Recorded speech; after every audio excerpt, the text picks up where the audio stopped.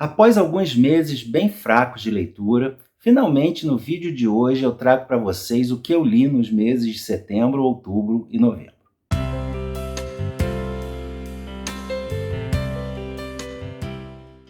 Oi pessoal, eu sou o Carlos, sejam muito bem-vindos ao canal Livros e E-Books. E hoje, depois de algum tempo, eu volto àquele vídeo que eu tenho por hábito trazer todos os meses, onde eu mostro os livros que eu li no mês anterior e comento um pouco sobre cada um deles. Esses últimos meses eu não tenho feito esses vídeos, porque foram meses de poucas leituras, principalmente por conta do acidente com a minha esposa, mas ela já se recuperou bem, a situação está praticamente normalizada e a vida voltando ao seu ritmo habitual. Aliás, nós dois agradecemos a todos que se manifestaram pelo carinho, pelas mensagens de boa recuperação, tá certo? Como sempre, se você está chegando agora, eu espero que goste, que esse vídeo te estimule a continuar acompanhando o canal.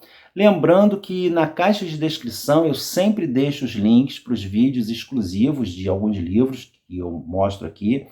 E nesses vídeos eu detalho mais a minha experiência de leitura e também algum conteúdo extra a respeito, quando for o caso. Também na caixa de descrição você encontra os links para as minhas outras redes sociais, para a minha lista de desejos da Amazon e também para a compra dos livros que eu mencionar aqui que estiverem disponíveis também através da Amazon. E quando a compra de qualquer produto no site da Amazon é feita por um desses links, eu recebo uma pequena comissão que é repassada integralmente para uma instituição de assistência social. Então você estará ajudando sem pagar nada mais. Periodicamente eu publico aqui a prestação de contas e o repasse para a instituição contemplada. Então eu agradeço imensamente a quem puder efetuar suas compras dessa forma, certo?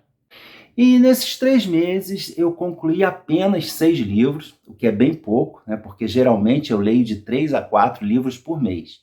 Em setembro, então, eu li pouquíssimo, não concluí nenhum livro.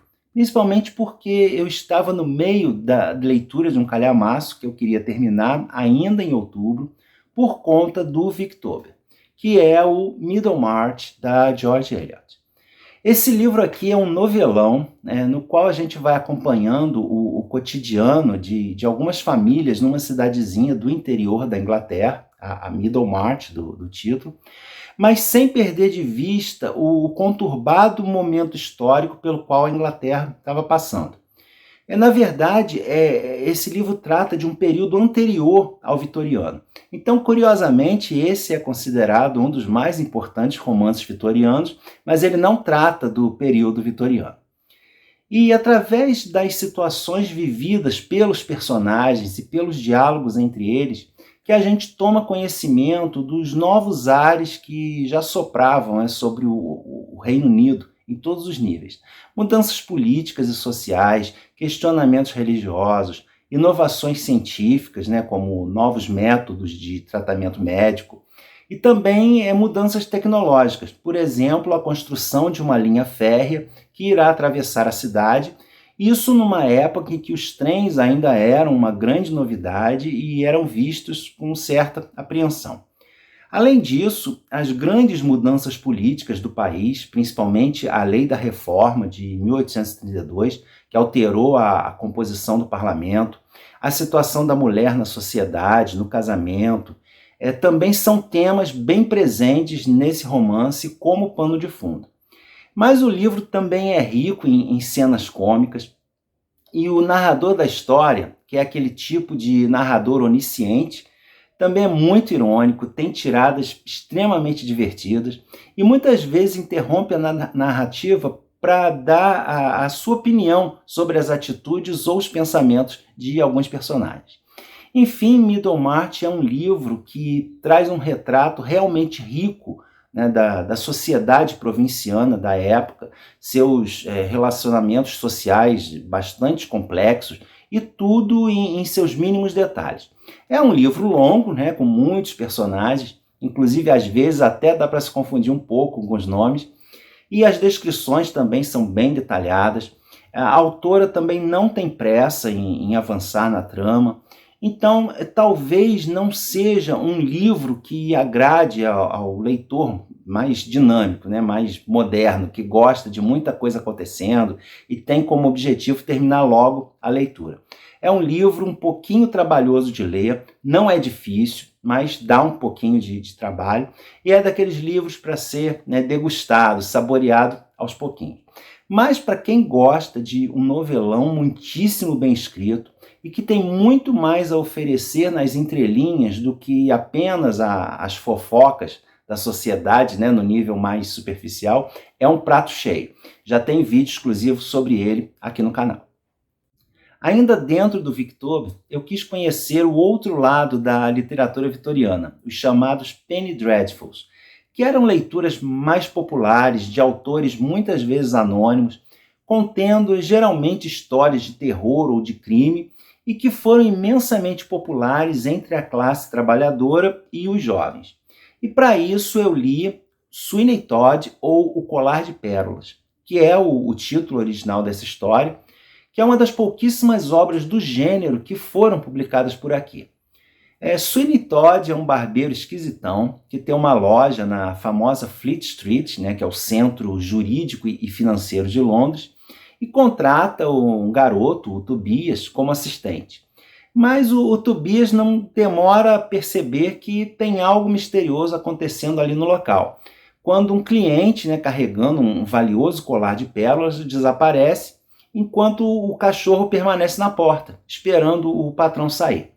Enquanto isso, ali nas redondezas, tem um outro estabelecimento comercial causando furor, né? As mais deliciosas tortinhas de carne de Londres são disputadas à tapa na loja da senhora Lovett. E esses dois estabelecimentos estarão conectados de uma forma bastante macabra.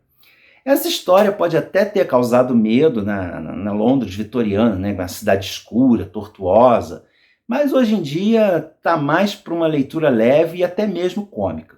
É um livro de leitura bastante rápida, muito envolvente, com uma trama até bastante previsível, mas é tão cheia de reviravoltas e algumas histórias paralelas que consegue nos manter interessados no desenrolar da trama.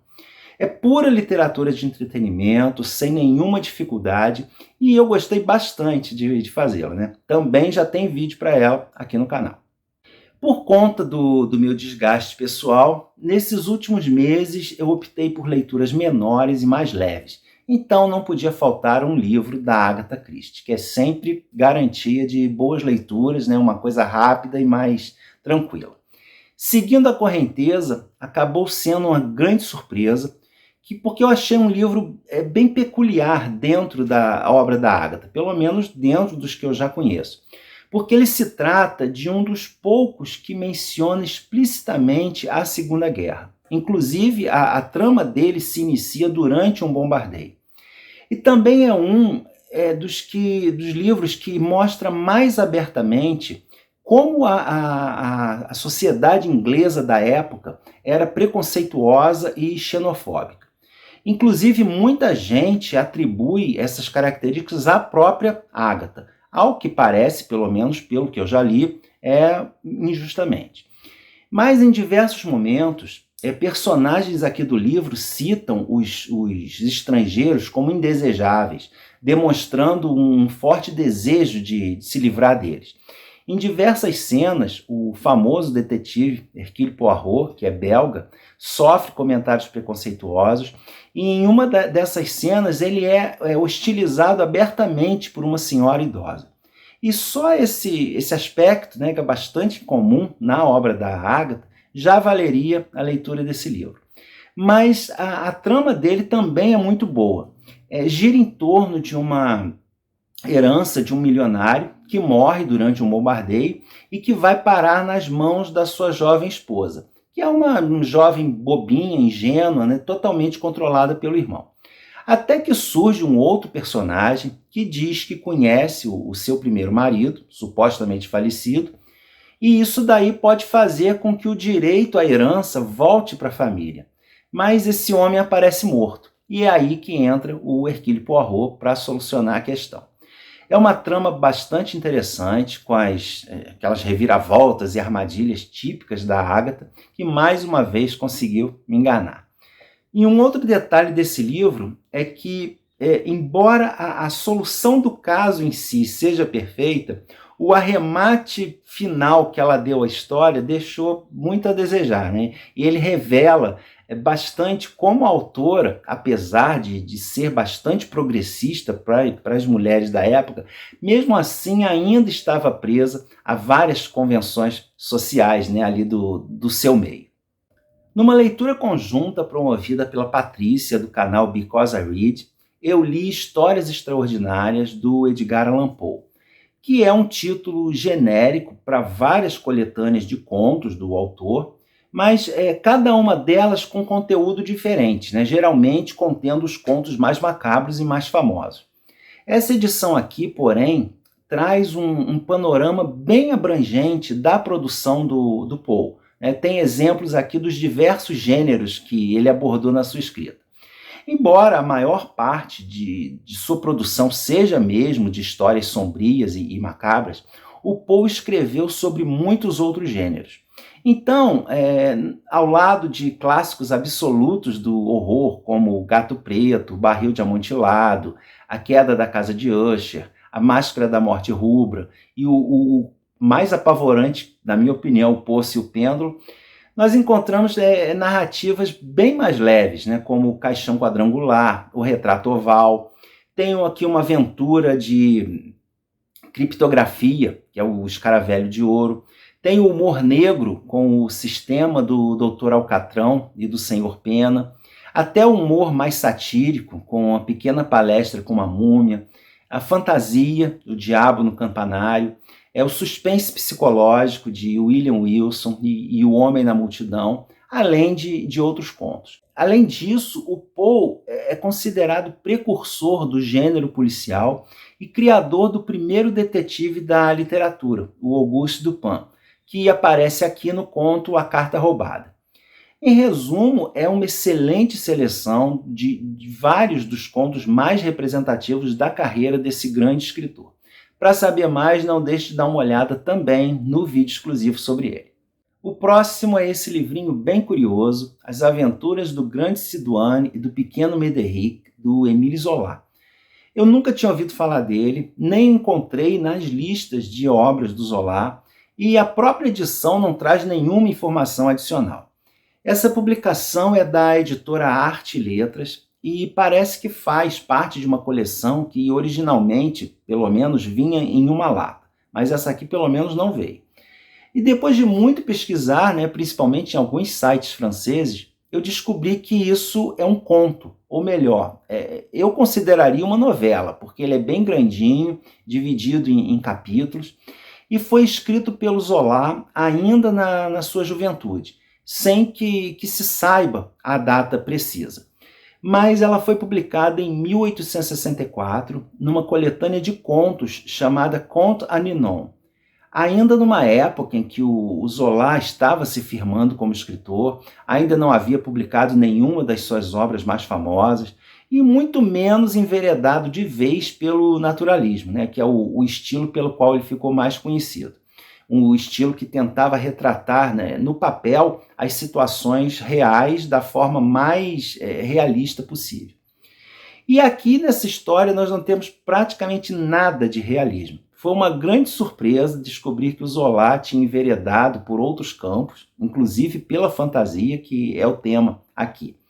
E essa novela conta as aventuras de dois amigos, nascidos no mesmo local, no mesmo momento, e que se tornaram tão unidos que se consideravam irmãos, embora não pudessem ser mais diferentes entre si.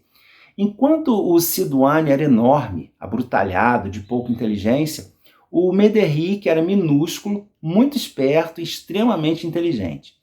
E à medida que foram crescendo, o Sidoine virou um gigante e o Médéric era tão pequeno que resolveu morar na orelha do Sidoine. E os dois, ao ouvirem falar de um local distante chamado Reino dos Felizes, que era governado pela Rainha Primavera, decidem correr mundo à procura desse país fictício, e nessa procura eles viverão muitas aventuras. Mas, embora pareça uma espécie de conto de fadas, é claramente perceptível aqui várias críticas a instituições, ao governo, algumas mais claras, outras mais obscuras, né? Provavelmente por se tratar de algum político ou situação mais específica da época e que hoje já não é clara para nós. Então, essa edição, pelo menos, a meu ver, se beneficiaria muito de notas de rodapé. Mas, enfim, é uma obra rápida de ler, bastante interessante para conhecer esse lado bem diferente da escrita do Émile Zola. Por fim, uma releitura, mas daquelas com sabor de primeira vez por causa do tempo que passou. O Exorcista, de William Peter Blatty, que eu li com 16 anos, muito movido por aquele misto de medo e curiosidade pelo proibido, né, típico da adolescência, e que na época foi apavorante. Claro que depois eu vi o filme e o livro caiu no esquecimento, e só recentemente eu soube dessa edição comemorativa, revisada e com um capítulo inédito. E fiquei curioso, mas também apreensivo. Será que uma releitura tanto tempo depois e com todo o imaginário já preenchido pelas imagens do filme valeria a pena ou seria decepcionante? Mas, graças a um convite da Flaviana, do canal Xícara Literária, que a gente fez uma leitura coletiva, eu arrisquei e, para minha feliz surpresa, a leitura foi ainda melhor do que da primeira vez. Apesar de muito menos assustadora, né? Pelo menos por não ter aquela sanha de querer chegar logo ao fim da história, foi possível apreciar bem mais o livro e perceber duas coisas. Primeiro, que não é exatamente um livro de terror, e segundo, que o importante não é a história da possessão demoníaca ou não da menina Regan, mas sim os conflitos psicológicos do padre. Os tão badalados efeitos da possessão pouco aparecem no livro, enquanto a maior parte é dedicada a explorar os sentimentos e as dúvidas do padre. E isso fica bem claro no final, nos ótimos diálogos, né, que ele troca com outro padre, né, com um padre velho que já é especialista em exorcismo. E é isso, essas foram as últimas leituras que eu fiz. Eu espero que vocês tenham gostado do vídeo. Então não esqueçam de deixar o joinha, seu comentário sobre o que achou do vídeo, se já conhece ou ficou interessado em algumas dessas leituras. Meu muito obrigado a todos e a gente se vê no próximo vídeo.